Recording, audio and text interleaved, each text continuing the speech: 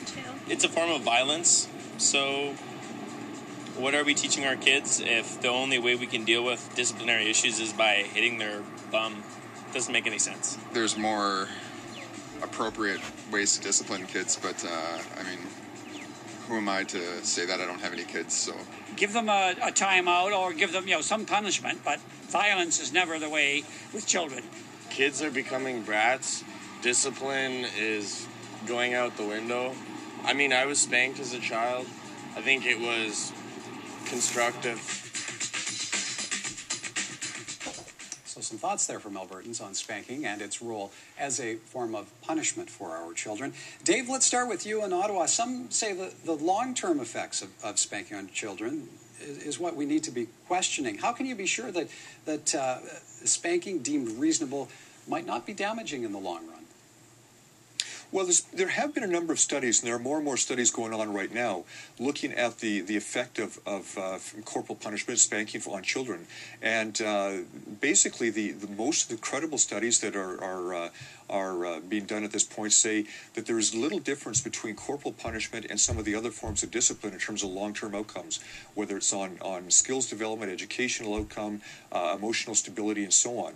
But whether it's a verbal reprimand, whether it's a time out and go to your room for a period of time, or whether it's an appropriate conditional spanking on the bum, that the outcomes are basically the same between those different areas. And so the science is saying that there is no difference at this particular time.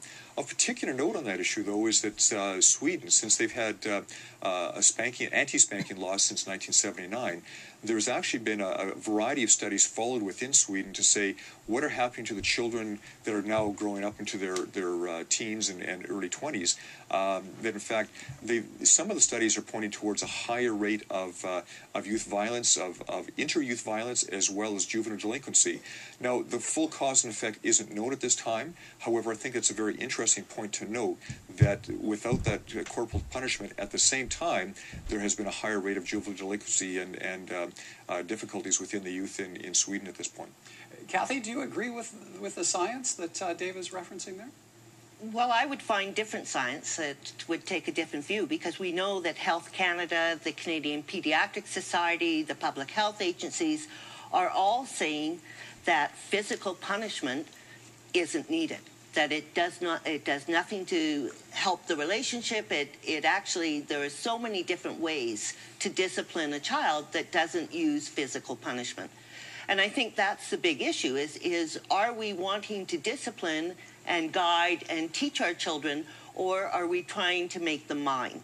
And if I can't hit a child under 2 and I can't hit a child over 12, and yet it is just those in-between ages where I'm teaching self-regulation, how to deal with their emotions, what they need to do, well, if I use punishment then what skills are they going to have when they really need them later and they move out in the world? Mark, is there enough of a deterrent if we're not relying on spanking at the end of the day? If it's not in the toolkit, as Dave says? Yeah, it's a really challenging question because, I mean, as a relative scientific layperson, I have seen competing studies cited, and some apparently point out positive effects of spanking, others point out negative effects. So ultimately, I suppose the question is, do we want to take that tool out of the toolbox? The reality is, I suppose, probably precautionary principles need to govern. And if we see that there is a potential for abuse here, maybe it is time to look at taking that out of the toolkit and seeing what happens. It's a very difficult line to draw, certainly, because some degree of physical force will probably always need to be legal in relation to dealing with the child. I mean, there are situations where you need to restrain a child to prevent them from hurting themselves or others, or, to escort them from an area where they're causing trouble, for example. Those do need to be legal. That's part of parenting. To take spanking out of that toolkit, again, it seems like it's hard to find a scientific consensus there. But if the law waits for scientific consensus to come to a conclusion, ultimately nothing will be done. And I think that's why a lot of attention is being paid to groups like the Canadian Pediatric Society and the Royal Societies in Britain, who have come out favoring a ban based on their review of the evidence. Dave, if we take it out, if we remove spanking, we say you're no longer, as a parent, able to do that.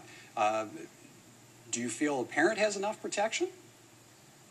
Absolutely not. In fact, New Zealand just within the last couple of years has gone down this road and has an anti-spanking law now in place.